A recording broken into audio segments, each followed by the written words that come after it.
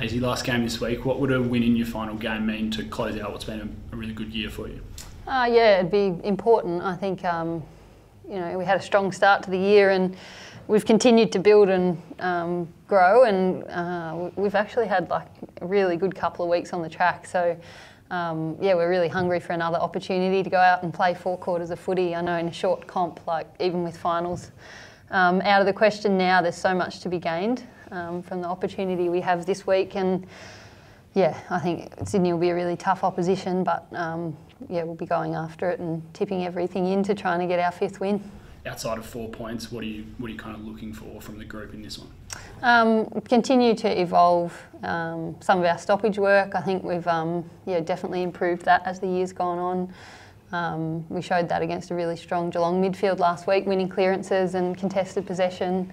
So some of our contest method, which was where we started way back when I first came on board, is built, and I'd love to see that again, another tough midfield with Sydney. Our ball movement over the last couple of weeks has been a lot more creative, so another opportunity to test that out. And Sydney are a team that look to create. They often, get numbers behind the ball and then really launch from there and love to go back through the corridor. So we think that if we defend really well, we might get opportunities to go back the other way. So kind of looking at all phases of our game. We're so early in our journey of learning our game style, and match day is the best day to practice it. So, looking forward to it. What do you feel has been the biggest improvement in your first year at the club? Is it the contest work in midfield? Yeah, I think our contest method, our ability to compete in that area of the game across sustained periods. I think there's been a couple of games where we fell away and just weren't able to kind of go with Hawthorn was one example, Brisbane probably the other. But aside from that, we feel like we've been able to really compete in that area of the ground. That's been a big one. Defensively, we've improved. We're a lot harder to score against now. A couple of outliers again, but we're conceding less inside 50s, and when it goes in there, we're harder to score against as well. So to see those two things grow and it not affect our scoring has been really positive. How do you go about stopping runs of momentums in games that you've been on the wrong side of over the last few weeks? Some of it's having awareness for like those momentum swings and being able to, shift our decision making. I think, one way to arrest momentum is to change things structurally, but some of it just comes down to experience and continuing to be able to identify that in the moment and kind of shift some of our decision making. But it'll be something that we continue to work on. Billy, you're kind of in the thick of it in the midfield, and you've been here for a few years. Do you see that? Do you agree that that's probably the biggest improvement area is the contest method? Yeah, I would say so. I think we've come a far way. I would have loved to know Dave's thoughts on day one that we started doing it. But I think so. I think also the personnel that we've got in, we got a bit more experience with Hosco who's come through and Dreno as well. So. And then a couple of years in the likes of me, Bushy and Ella and Rolls, like those kinds of girls. So I think there's a bit of maturity in that, having extra years in the system, but then also the clear and succinct way that it's taught, that the method is taught, that's, I think worked really, really well for us. Bella, you're in your, reaching a milestone with your 50th game. How does that feel to reach that? Yeah, it's really special, obviously. I feel grateful to do it with this club and, I love being a one club player. I think it's, what I want to do for the rest of my career, and to reach 50 at a young age, I just want to keep building those games up and up. And the support that we've had around us since I was drafted has been incredible, and what the club has done for the program, especially in the last year and the couple of recent years, it's been, extremely easy to stay loyal and love the group and love the club so much. Has the growth this year kind of helped that for you? Like, can you kind of see a path forward now for the club, and does that play a factor in how loyal you are to the Eagles?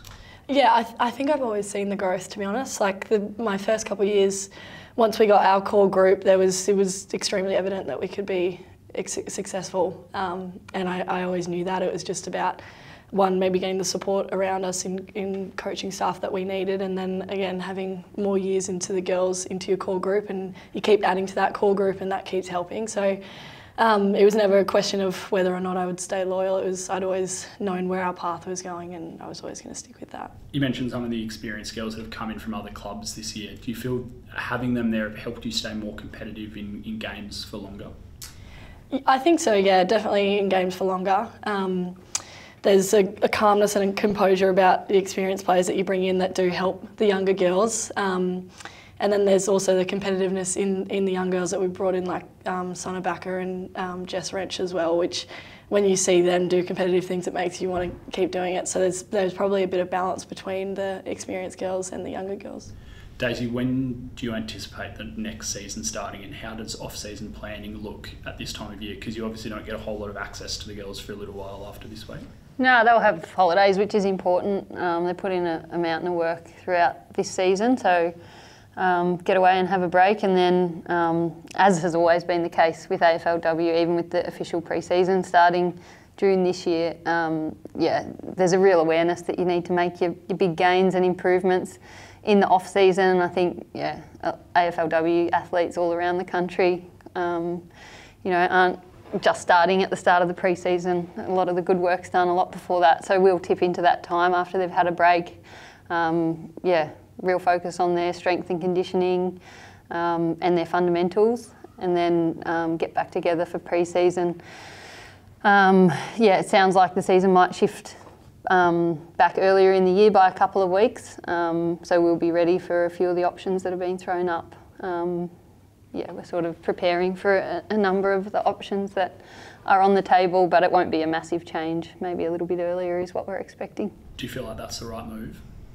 Yes, I think naturally as the competition continues to grow, both the fan base around AFLW, the kind of one club nature of supporter bases getting behind both their teams, the opportunity for it to live during footy season and not at the back end of the year when the footy people kind of go elsewhere. I think it'll be a positive thing for the competition and give clubs real opportunity. It'll be a challenge in some respects, I guess, resourcing wise, serving two teams at the same time for longer, but I think the benefits of being able to have your supporter base follow both teams during footy season will be exciting.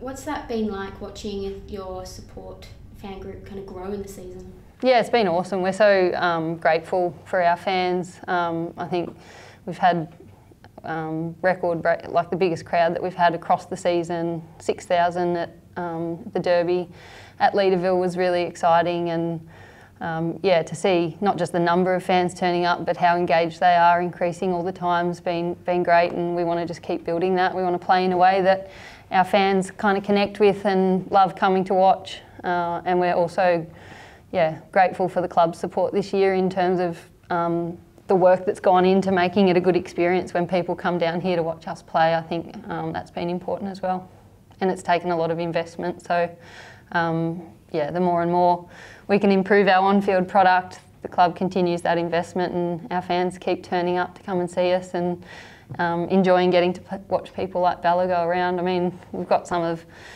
the top talent in the competition. I'm biased now, but a lot of our girls are very good to come and watch, so why wouldn't you come down to MRP on a Saturday or Sunday afternoon and watch them play? Bella, how do you go about stopping a player like Laura Gardner? I have tried to stop her before. No, she's a really good player. They've also got some other guns in Lucy McAvoy and Sophia Hurley, who's been really, really good the past couple of weeks. But I think we just back in our system, and we've watched some vision on them today, and I think they're a really good side that we've got to respect. Like Dave said before, the way they build the ball up in the back half and then go to work is really impressive. So that'll be something that we need to watch out. But then I think on the flip side, we also have some great weapons in our system that I think can exploit them as well. So it'll be a whole team effort for Laura and all the other girls as well. Is that the way forward, Daisy, to back the system in midfield? Yeah. Bella summed it up well. I'm glad she was listening in, Oppo. They've got a couple of good mids. Sophia Hurley's having a really good season as well. Monham plays a bit of mid forward, so like many sides, you sort of can't go into the game planning to shut down one because it might neglect another. I think we're trying to get to a place where We play all phases of the game, so as midfielders, winning the ball and attacking when the time's right, but having a really good awareness of when you need to be a bit more accountable and defensive minded, and continuing to grow in that space all the time. So head to head to start, and then wait and see what we get. You've lost Beth Schilling for this week, but can you speak to some of the massive strides that she's made this year as a defender? Yeah, disappointing with Shillo. She had a HIA in game that she passed, and then it wasn't until after the game that she started to feel some symptoms, which is disappointing that she couldn't round out and make it 11 games. She's had an extremely consistent season, has carried some niggles all year, so that speaks to her resilience and competitiveness, just her want to be out there despite the niggles that she's carried through the entire season. But her development, she reads the ball really well naturally in the air, and then I think it's been a matter of giving her an opportunity to play to her strengths, and her line coach really working hard with her to make sure she believes in her strengths and plays with confidence. I think that's been the biggest thing, and she's sort of just getting started now, I reckon, Shillo. I think get her body right, proper pre-season, and then really go to work on some of her fundamentals and add that to the confidence that she now has, that she feels like she belongs out there. I think it's exciting.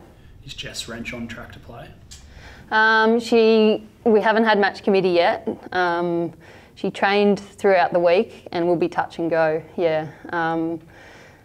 It's just an ankle injury that was a pretty significant one, and it's just kind of weighing up that risk reward at this time of the year, whether we want to get another game into one of our young players who we want to be part of our team for the next decade, versus giving her an opportunity to get her ankle 100%. So we'll weigh that up this afternoon. Has she got another training session where she'll get to test that? No, it's more just a conversation. Yep.